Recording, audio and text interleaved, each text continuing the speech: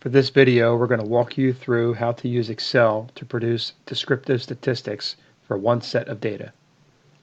For this example, we're going to use a set of data that are placement tests for a school named A. In order to find this information or to produce it, you're going to go to the Data top tab, over to Data Analysis Tools, and then you'll find along these options Descriptive Statistics, and hit OK. For the input range, what you want to do is highlight the column or the information that you want to produce the descriptive statistics for. So I'm going to highlight from the name A placement test all the way down through the bottom. It's grouped by columns. You might have data that's grouped by rows, so it's important to know which one you're selecting.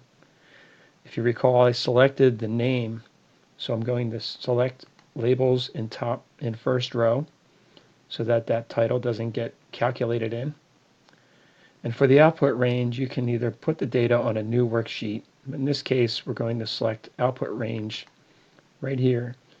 If you recall, when you select this output range, it highlights this cell. Be careful.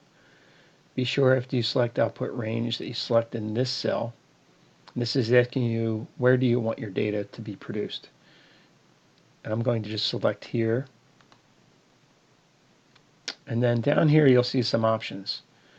In this case here, all I want to do is select Summary Statistics. Hit OK. And it produced a set of data here. I'm going to double click on this G.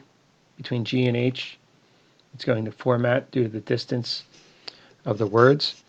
And you'll notice then for A placement test, it produced the mean, standard error, median, mode, and so on. This is a very quick way and a very easy way to get the information you may want.